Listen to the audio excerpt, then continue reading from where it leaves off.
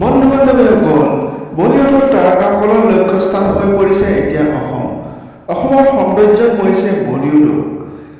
বলিউডৰ dream girl Hema মালিনীৰ পিছত এতিয়া অসমত আহি উপস্থিত হৈছে জনপ্ৰিয় অভিনেতা আনচাৰী। আৰু তেওঁ অসমলৈ কি ক'লে শুনো। सबसे पहले तो मेरे दर्शकों को नमस्कार। मैं असरानी फिल्म एक्टर।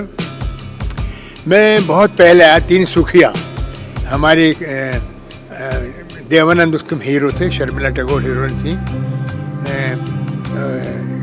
ये गुलिस्ता हमारा एक पिक्चर बनी थी यहाँ पर तीनसुखिया में। 1.5 महीना हम लोग थे, विनोद खन्ना, मैं, जॉनी वॉकर, काफ़ी लोग थे वहाँ से। ये कोई 25-30 साल पहले की बात है। उसके बाद तो बहुत परिवर्तन हो गया है यहाँ पे। Assam has become very global. और ये जो नई सरकार आई है, इन्होंने तो वाकई सचमुच पूरा आसाम का नक्शा बदल दिया। और ख़ासकर हमारे जो मुख्यमंत्री हैं अपने हेमंत बिश्व शर्मा जी, इन्होंने जो एक नया रूप दिया आसाम को, और बड़ा ही ऐसा रूप दिया जो ग्लोबल रूप। पहले आसाम को लोग पिछड़ा समझते थे, बट इनके आने के बाद आसाम इतना डेवलप हो गया ये किसी को उम्मीद नहीं थी। मगर अब तो आप देखिए ग्लोबल हो गया है। और जो जिस तरह की सरकार की पॉलिसीज़ यहाँ पर हैं, ये बहुत डिसिप्लिन वाले हैं। और मुझे सुन के बड़ी खुशी होती है कि हमारे सरकारी लोग जो हैं रिटायर होने के बाद अपने माँ बाप की चिंता नहीं करते, बुज़ुर्गों को पहचानते तक नहीं। इन्होंने नियम बनाया कि अगर तुम अपने माँ बाप को नहीं पहचानोगे, बुज़ुर्ग की सेवा नहीं करोगे, तो हम आपको सरकार से निकाल देंगे, रिज़ाइन करना पड़ेगा। दूसरा, अगर सरकारी कर्मचारी 2 बच्चों के बाद तीसरा बच्चा लाता है तो उसको सुविधाएं नहीं मिलेंगी जो सरकार देना चाहती है। तो ये बहुत अच्छा परिवर्तन है। दूसरा, यहाँ का जो कल्चर है, यहाँ की संस्कृति है, ये बहुत मीठे स्वभाव के लोग हैं। भाषा इतनी सुंदर है, लोकगीत इतने अच्छे हैं, और कलाकार का जो सम्मान यहाँ पर होता है वो और इतना अच्छा सम्मान और कहीं नहीं होता। इसलिए मैं बार बार आना चाहता हूँ। और सर, अतिथि देवो भव, ये उसको मान के चलते हैं आसाम के लोग। तो आप बहुत पहले 70 के टाइम में भी थे, अभी भी आए, तो मेमोरीज, कुछ अच्छा मेमोरीज आपके पास है क्या? कैसा मेमोरीज है? मेमोरीज बहुत अच्छी हैं। यहाँ पर आप जैसे मुझे एक ड्राइवर मिल गया था यहाँ पे, वो कहने लगा सब आसाम का खाना खिलाता हूँ मैं आपको, चल के देखिए।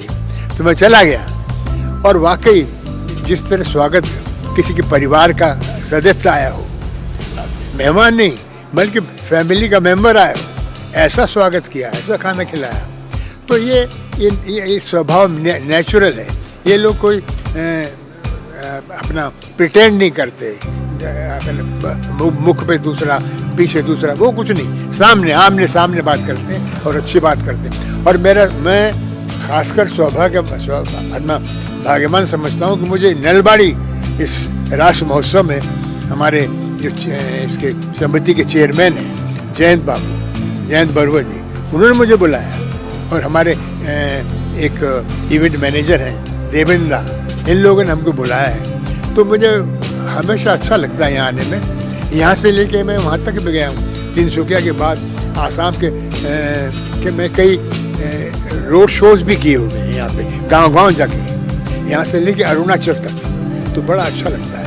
सर, थोड़ा तो पता होगा आपको रास के बारे में। जो नलबाड़ी में जो रास होता है वो स्टेचू भी रहता है और आदमी भी परफॉर्म करते हैं, कुछ पूरे वर्ल्ड में कहीं नहीं है, यूनिक है। आज आप देखेंगे तो जयंत बरुआ जी की बात की आपने, तो बहुत ही ग्रैंड तरीके से, बहुत अच्छे तरीके से हो रहा है। आप शायद एक्साइटेड भी है देखने के लिए। डेफिनेटली, बिकॉज ये सिर्फ यहाँ नलबाड़ी तक सीमित नहीं रहा, अभी ये सारे हिंदुस्तान को मालूम पड़, इतना मशहूर शो हो गया है ये कि लोग दूर दूर से आना शुरू करते हैं। तो इसलिए हमारे कलाकार, हम जाके जब बोलते हैं कि यार नलबाड़ी जाओ, तो सब उत्साहित हो जाते हैं और कहते हैं चलो हम चलते हैं नलबाड़ी।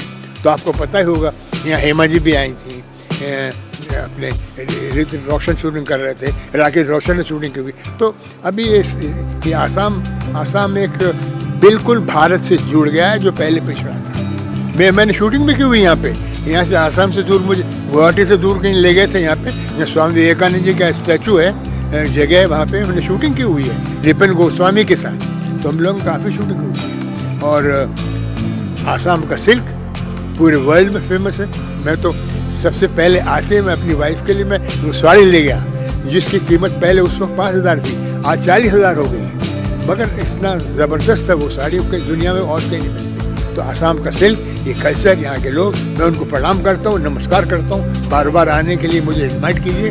I love it.